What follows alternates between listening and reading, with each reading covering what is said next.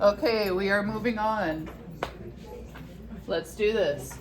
So we completed the table, and you see the table up here. Now we need to determine, listen, we need to determine the number of the number of different isotopes of boron. Like if we were going to put them into groups, and we were going to say these atoms are all the same over here, these atoms are all the same over there, how many groups would we have? Okay, so everybody has 5 protons, everybody has 5 electrons, so there's no differences there. Where do we see changes? In the number of neutrons. So atoms can have different numbers of neutrons, and that's okay, they are still that element. So all of these are boron, even though they have different numbers of neutrons. That's what we call isotopes. They all have to have 5 protons, but they can have different numbers of neutrons. Okay, so we have these 2 atoms that have 5 protons, 5 neutrons. Right, there's those. And then we have these groups of atoms that have 5 protons and 6 neutrons. Okay, so we're going to first identify what is the atomic mass of each type, because that's going to help us name it. That way we can talk about it. These ones, listen. What's happening? So you guys want to be stars in my video. I'm videoing this lecture. So all these conversations that are happening, like this one I'm having with you guys, are being recorded. Yeah, let's not. So Eric, do you have something to write with? Okay, are you writing all this down? All right, better. You really do need to pass this class or else you're going to be taking it over. Yeah, all this is being recorded. Okay, so we have atoms that have 5 protons and 5 neutrons. The neutrons and the protons, that's where all the mass of the atom comes from. The electrons don't add any mass. They're negligible, right? They're so little that they don't add to the mass. So we only consider the protons and neutrons when we're talking about mass. Okay, again, this is review from when we talked about isotopes before.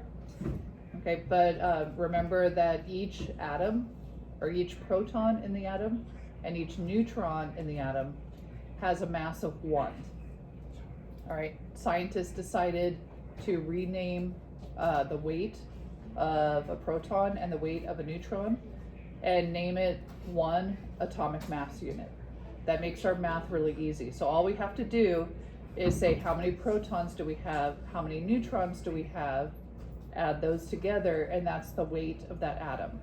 Okay, so we have atoms that we can call boron 10 because they have 5 protons, 5 neutrons. 5 plus 5 is 10.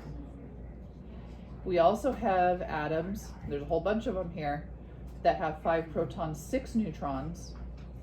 5 plus 6 is 11, so we're going to call those boron 11. We call them boron 11 because we add the number of neutrons and protons. 5 protons, 6 neutrons, that's 11. So then the next question is how many of each of those? So how many boron 10s do we have? We have 2. How many boron 11s do we have? 1, 2, 3, 4, 5, 6, 7, 8. We have 8 boron 11s. Okay, so everybody see where we got that? Okay. Now we're going to go on to the next question. What is the average atomic mass of the 10 atoms? So just looking at these 10 atoms here that they drew the Bohr models for and that we put into the table, what's the average mass of these atoms? So remember, average is taking all the values and adding them up, and then you divide by the number of values that you added. So if you're thinking what type of average is that, that's the mean. Okay, so we're getting the mean, not the mode, not the median. We're getting the mean. Add all the values, then divide by the number of values you added. Okay, so we're gonna take this information here. Boron 10 weighs 10, and we have 2 of those. I'm gonna get fancy with my math and say that that's 2 times 10. That's the same as 10 plus 10. Okay, but it's gonna make more sense when we look at the fact that for boron 11, we have 8 of those. Okay, so instead of adding 11 plus 11 plus 11 8 times, I'm just gonna say 8 times 11. Okay, and then we add that together. 2 times 10 is 20. 8 times 11 is 88. Add that together, that's 108. And then how many values did we add together? And it's kind of, might be confusing because we did all of this. But how many values do we have in the table here? We have 10. So we have 10 atoms. 2 have a weight of 10, 8 have a weight of 11. So we need to divide by 10. 108 divided by 10 is 10.8.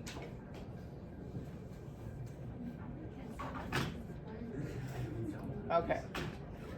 Then we are going to look at what is the actual value that you see on the periodic table. All right, so I'm going to show the periodic table right next to it. Here's boron,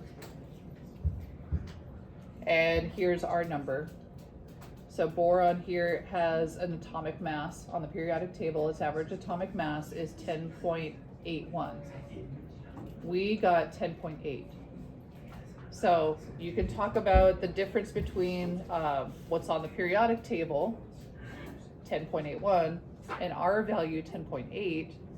You can just talk about how our value that we calculated goes to the tenths place, whereas the value that's on the periodic table goes to the hundredths place. So the one on the periodic table is more precise because it goes to the hundredths. We calculated only to the tenths place. So however you want to phrase that in an answer here, you can answer that question, how does this answer here compare to the average atomic mass on the periodic table? I'll give you like 2 or 3 minutes to answer that. Okay.